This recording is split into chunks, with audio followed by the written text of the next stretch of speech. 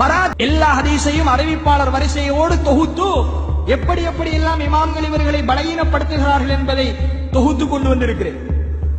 யாராவது ஒரு மௌலியிட்ட கொண்டே கேளுங்க, மௌலவி நீங்க காட்டுகிற ஹதீஸ் எல்லாம் பலகீனம் என்று இதுல சொல்லப்பட்டிருக்குதே, இது பலகீனமான ஹதீஸான்னு கேளுங்க, என்ன சொல்லுவாரு? அது பலகீனம் தான், பலகீனமான ஹதீஸ் தான், இருந்தாலும் அமல் செய்தா என்னன்னு கேட்பான். இப்படி நிறைய பேர் கேட்டுட்டு சுத்துறான். அது ஹதீஸ் பலகீனம் தான், ரசூலுல்லாஹ் சொல்லலதான், செய்த பாவமா? ஏன் அதுக்கு பலகீனமான ஹதீஸை காட்டுறீங்க? ஏன் இருக்கிற ஹதீஸ் எல்லாம் பலகீனம் விட்டு கட்டப்பட்டது? ஒரு ஆதாரபூர்வமான ஹதீஸும் இல்லையே.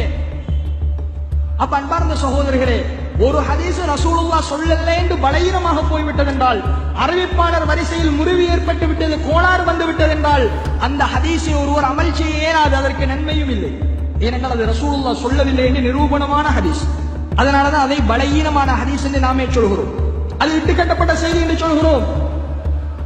இந்த காலத்துல இஸ்லாத்தின் பெயரால பொய்களை கூறி, கட்டுக்கதைகளை கூறி மக்களை வழிகெடுக்கக்கூடிய பலர் இருக்கின்றனர் என்பதற்கு அந்த வீடியோ ஒன்று ஒரு பெரும் சாட்சி.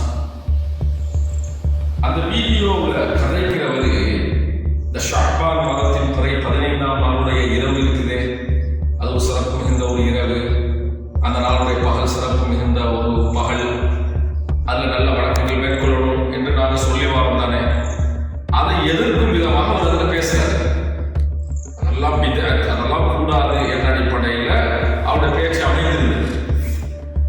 இதில் வினோதமான ஒரு விஷயம் என்னன்னு சொன்னால், அவர் இந்த ஷஅபான் மாதத்தின் அந்த துறை 15ஆம் நாளுடைய சிறப்பு தொடர்பாக வந்த ஹதீஸ்களை எல்லாம் பற்றி பேசும் பொழுது முன்னுக்கு பின் முரண்பாடாக அவர் கூறிக்கொண்டிருக்கிறார். முதலாவது அவர்கள் அந்த பேசக்கூடியவர்கள் நான் செய்யக்கூடிய உபதேசம், மார்க்கத்தை முறையாக படிங்க, முறையானவர்களிடம் சென்று படிங்க. ஏனெனில் இஸ்லாமிய அறிவை நாங்கள் நேர்மையான மார்க்கத்தை முறையாக கற்றவர்களிடம் கற்பதுதான் வெற்றிக்கு வழி. அந்த அடிப்படையில் அவர் பேசக்கூடியவர் அதில் சொல்றாரு, அதாவது அது சுருக்கம் என்னன்னு சொன்னா, அவருக்கு லைஃபான ஹதீஸுக்கும் மௌதுவான ஹதீஸுக்கும் இடையிலான வேறுபாடு தெரியாமல், அதான் ஆச்சரியமாய். லைஃபான ஹதீஸுக்கும் மௌதுவான ஹதீஸுக்கும் இடையில உள்ள வேறுபாடுகளுக்கு தெரிய மாட்டேங்குது. ரெண்டு ஹதீஸுக்கும் உள்ள வேறுபாடு மழைக்கும் மடுவுக்கும் இடையில் இருக்கக்கூடிய வேறுபாட்டை போன்றது. லைஃபான ஹதீஸ் என்பது வேறு, மௌதுவான ஹதீஸ் என்பது வேறு. ஆனா ரெண்டையும் போட்டு குழப்பிக் கொள்றாரு. அவர் பேசுவதை நீங்க கேட்டு பார்த்தா விளக்கும். இந்த ஷஅபானுடைய பிறை 15ஆம் நாளுடைய விடயத்தில் வந்து இருக்கக்கூடிய ஹதீஸ்கள் பலகீனமானவை என்று சொல்கிறார்கள். நாயகம் ஸல்லல்லாஹு அலைஹி வஸல்லம் மீது இட்டு கட்டப்பட்டது என்று சொல்கிறார். குழப்பிட்டார். அன்பின் இஸ்லாமிய சகோதரர்களே, நாம் ஒன்றை சரியாக புரிந்து கொள்ள வேண்டும். ஹதீஸ்களில் லைஃபான ஹதீஸ் என்று சொல்லப்படுமானால் அது என்ன? நாயகம் ஸல்லல்லாஹு அலைஹி வஸல்லம் அவர்கள் சொன்னதுதான். ஆனால் அதை ரிவாயத் செய்யக்கூடியவர்களிடத்தில் சில குறைபாடுகள் அவருடைய மனத சக்தியில் சில குறைபாடுகள் இருப்பதை கண்டதனால் அதை லைஃபுடைய தரத்திலே ஹதீஸ்களை வைக்கின்றார்கள். அவ்வளவுதான். இந்த லைஃபான ஹதீஸை கூட சில பல நிபந்தனைகளுடன் நாங்கள் சில விஷயங்கள்ல அமலுக்கு கொண்டு வர முடியும். அதுக்கு முஹத்திஸ்கள், உசூல் ஹதீஸ் கலைஞர்கள் தெளிவா பேசிக்கிறாங்க. ஆனா மௌதுவான ஹதீஸ் ஒரு வகை இருக்குது. அது என்னன்னு சொன்னா, அல்லாஹ்வுடைய தூதர் எங்கள் பெருமான் முஹம்மது ஸல்லல்லாஹு அலைஹி வஸல்லம் அவர்கள் சொல்லாத, அவங்க சொல்லவே இல்லை, சொல்லாத ஒன்றை சொன்னதாக இட்டு கட்டி புனைந்து வர ஹதீஸ் இது. இதுக்கு பிறகு மௌதுவான ஹதீஸ். அது இட்டு கட்டப்பட்டது. தூதர் அப்படி சொல்லவே இல்லையே.